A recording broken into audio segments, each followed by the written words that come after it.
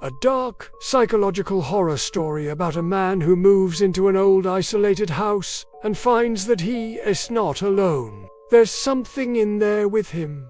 And every night, it comes closer. It was an old house in the countryside, and it had been empty for many years before he finally decided to move in. It was big and dusty, and everything was covered in cobwebs. He carried a small suitcase with him. When he got there, the sky was grey, and the wind was whipping around him as he unlocked the door and stepped inside. He was in his 30s, and had always been a bit of a loner, but recently he'd become convinced that he was being followed. Cameras were watching him when he drove out in his car. The hairs on the back of his neck were standing on end. It was the same feeling he'd had when he thought he was being followed outside. He sat up in bed, shivering uncontrollably. Then he got out again and turned on every light in the room. People seemed to appear out of nowhere and stare at him, and he was certain that if he turned around, they would be staring right at him. From what he remembered, it should have been white, but now it was black and rusty. He reached out and touched it. His fingers sank into the coldness of the metal. It felt like ice. So he packed what few belongings he had left, and he moved out of town and into the old isolated house, where hopefully no one would ever find him again. After the figure disappeared, he watched as the minutes ticked by. The knocking stopped. Then he heard the window opening. It was only a little crack at first. The shape took a step forward. Then he could make out the details. Then the room was flooded with light from the street lamp outside. But then it was wide open. Something was inside the room with him, and it had the same suitcase beside it. It walked closer, and then he noticed the face. And as he stared back, horrified, he realized something terrible. It wasn't a separate entity at all. It was him. It was his own consciousness, manifesting itself as something separate, something monstrous. He knew he should close it, but he couldn't tear his eyes away. He heard a noise behind him and spun around. The suitcase was at the other side of the room. Somehow it had moved by itself, and some claim that if you stand at the window and listen very carefully, you can hear him whispering, begging for someone to help. And every night something evil slips through the gap and into the darkness. Then it disappeared. It was standing in the middle of the room, grinning at him. It raised a finger and tapped the window twice. It didn't have a face. Where his face should have been, there was just a gaping black hole, 2 dots of white light where the eyes should be. He backed away, but there was nowhere to go. The window was open behind him. He turned back to the window, but his reflection was no longer there. Instead, on the wall behind him, he saw a message written in blood. It said, "Tonight we meet outside." The door was blocked by the suitcase, and somehow he knew that if he went out there, he wouldn't come back.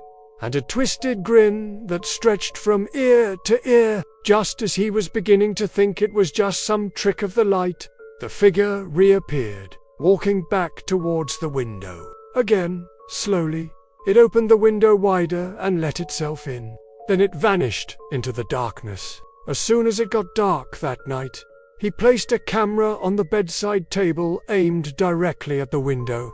But before he could speak, the line went dead. The camera fell to the floor and smashed.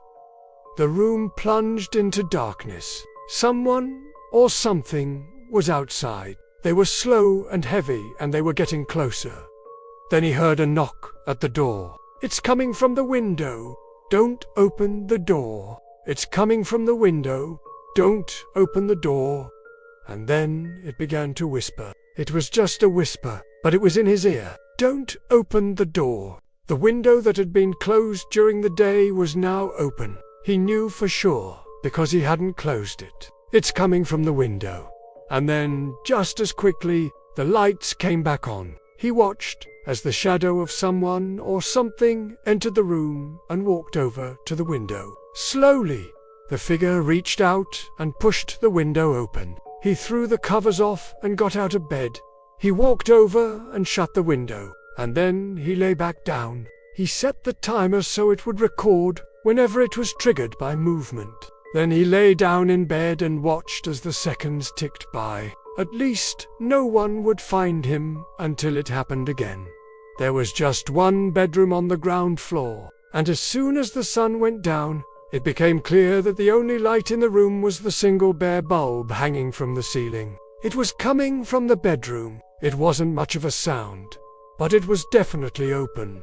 With the door closed, it cast long, ominous shadows everywhere, and at night he would lie in bed listening to the wind as it made its way through the cracks in the window frame. One night, he must have fallen asleep because the next thing he knew, he was woken by a draft and the sound of creaking wood. The window was open. He sat on the bed trying to unpack, but everything just looked like it did when he'd first seen it, dusty, decayed, and meaningless. So instead he went back out into the darkness. He stood at the top of the stairs, wondering which room to go into first. But then he heard a sound.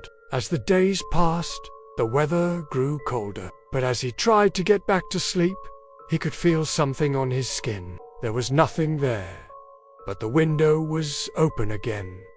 This time, he noticed something strange. The window latch was completely different. He needed to get to the bottom of this. The recording started and his face appeared on screen. After a few moments, the lights flickered and the room plunged into darkness for a moment. He was never seen again, but sometimes people in the area swear they hear his screams in the night. It was only a black and white image, but somehow it was clear that whoever or whatever it wasn't human. His heart was hammering in his chest as he watched, and then he realized what he had to do. He grabbed the phone and dialed 999. Then he heard footsteps in the hallway outside the bedroom. He pressed himself against the wall, pressing his back to the window. For a moment, all he could see was the darkness, silhouetting the shape of the figure in the doorway. It was his exact height and build. It was wearing the same clothes that he was.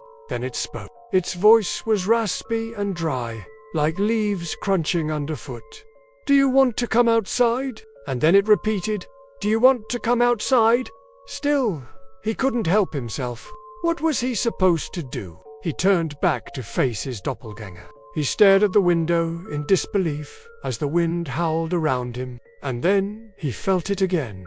The hair on the back of his neck standing on end. That was the last thing he ever wrote. They say the house is still there, empty and abandoned, with the window open to the world. Do you want to open your window tonight? Subscribe for more dark stories.